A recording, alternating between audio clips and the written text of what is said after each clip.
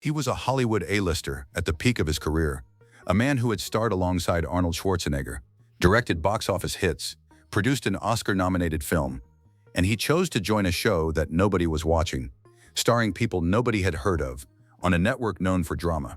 The man was Danny DeVito, and when every single person around him, from his agent to his doorman, asked why he would walk away from prestige projects to anchor a low-budget FX comedy about a group of degenerate barflies in South Philadelphia, he had a two-word answer: gut feeling. By the end of this video, you'll understand exactly what that instinct was protecting and why it changed the course of television history in a way nobody in Hollywood saw coming. Before any of that, you have to understand where Danny DeVito actually started. Not on a studio lot, not in a casting room. He started in a salon in Asbury Park, New Jersey, doing hair. His father ran a dry cleaning shop, a luncheonette, and a pool hall. The family was working class, Italian-American, deeply rooted in that specific New Jersey way of life, where you work hard and you don't complain. Danny was born with a rare bone growth disorder called multiple epiphyseal dysplasia, Fairbanks disease, which stopped his bones from growing at normal length. He reached a height of 4 feet 10 inches and stayed there. As a kid, he couldn't slow dance with the girls he liked because his face would land in a place that suggested something else entirely. He joked about it for decades, but the condition that made him the shortest person in every room he entered would also make him the most unforgettable person in every room he entered. After graduating from high school in 1962, he took a job at his sister's salon. That job led to something nobody expected. He started doing hair for the deceased at a local morgue. He was, for a period of his early life, a part-time morgue cosmetologist. From there, he enrolled at the American Academy of Dramatic Arts in New York, not to act, but to study professional makeup technique. And that's where the gut feeling first showed up. He enrolled to learn makeup. He left an actor. Something clicked during his time watching the other students rehearse. The transformation, the language of a body on stage, and he auditioned for the acting program on a whim and got in. "I took a chance," he said years later. "I went in for makeup and came out an actor." That's the twist in the story. He spent years working off-Broadway, parking cars in Los Angeles when that didn't pay, and making his way back to New York for a stage production of One Flew Over the Cuckoo's Nest in 1971. That production is where he met Rhea Perlman. She came to watch a friend perform. She left with DeVito. 2 weeks later, they were living together. 4 years after that stage run, director Milos Forman and producer Michael Douglas brought DeVito back for the film version of Cuckoo's Nest, a movie that swept all 5 major Academy Awards. It was his first major screen credit. But here's the part that changes everything about what you just heard. His real breakthrough wasn't Cuckoo's Nest. It was an audition in 1978 where he walked into the casting room for a new ABC sitcom called Taxi, picked up the script, read it, slammed it down on the table, and said out loud to the people whose job it was to hire him, "Who wrote this shit?" He got the role immediately. The producers recognized that the contempt, the energy, the complete refusal to perform pleasantness, that was Louis De Palma. DeVito played the Sunshine Cab Company's tyrannical dispatcher for 5 seasons, won a Primetime Emmy and a Golden Globe, and became one of the most recognizable characters on American television. By the mid-80s, he was a bankable film star, Romancing the Stone, Ruthless People, Throw Mama from the Train, which he also directed, twins opposite Arnold Schwarzenegger. By 1992, Tim Burton cast him as the Penguin in Batman Returns. By 1994, his production company Jersey Films had produced Pulp Fiction. By 2000, he was a nominated producer on Erin Brockovich at the Academy Awards.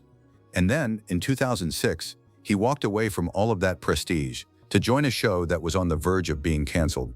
It's Always Sunny in Philadelphia had premiered in August 2005 on FX, a network whose identity was built on hard-edged dramas like The Shield, not anarchic low-budget comedies about self-absorbed idiots.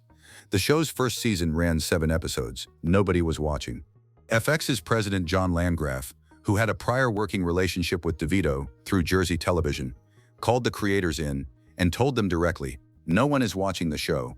We love it, but you need to bring in someone with name recognition, or we can't promise a second season." The showrunners, Rob McElhenney, Glenn Howerton, and Charlie Day, were actually resistant.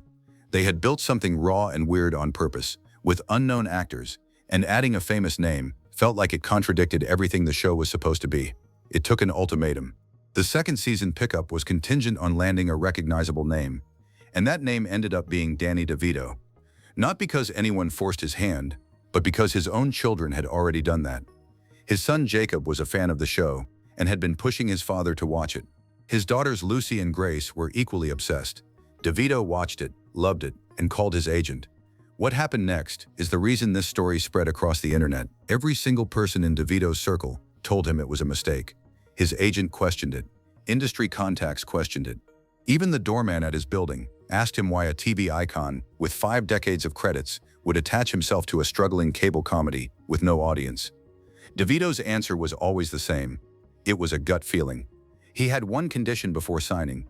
The character had to be organic. He didn't want Danny DeVito simply showing up in a show. He wanted a real character, one that made sense in the world the writers had built. McElhenney, Howerton, and Day delivered.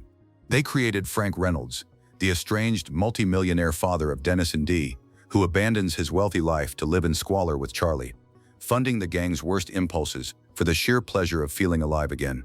The line that hooked DeVito was Frank turning to Charlie and saying he wanted to come and live with him, that he missed the bohemian style. DeVito read that line and knew. He told them up front, if they come up with an organic character, something that was not just Danny DeVito coming into a show, if it made sense, I'm in. They made it make sense, and he joined. And if you think that was surprising, stay with me, because this next part is why the whole story matters. It's Always Sunny in Philadelphia went on to become the longest-running live-action comedy in American television history, surpassing the adventures of Ozzie and Harriet's 14-season record in 2021. Season 17 premiered on July 9, 2025. Filming for Season 18 wrapped in April 2026. The show that nobody was watching in 2005, the show DeVito's Doorman couldn't believe he was joining, has now outlasted every sitcom in the history of American broadcast and cable television. And DeVito has been in nearly every episode since Season 2. He has been slimed, has fallen out of windows, has climbed out of couches naked. He told Entertainment Weekly there is nothing the writers have come up with in their, quote, addled brains, that he has refused. The decision that Hollywood thought was beneath him turned out to be the one that outlasted everything else on his resume. In the years since, he filmed a family comedy drama called A Sudden Case of Christmas alongside his daughter Lucy in 2024, became a grandfather twice over, welcoming grandchildren Sinclair and Carmine through daughters Grace and Lucy, and reached 80 years old in November 2024, still working, still saying yes to things that make no obvious sense on paper.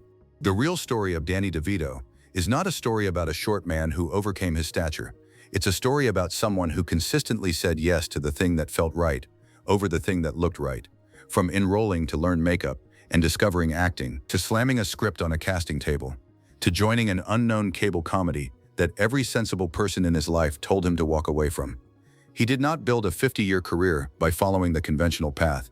He built it by trusting what he called a gut feeling, over and over again, in the face of everyone telling him it was wrong. At 80, with Season 18 now filmed and his production company still active, DeVito shows no sign of recalibrating that instinct. So here's the question. Was there a moment in his career that you thought was a mistake at the time? And if so, which one? Let me know below.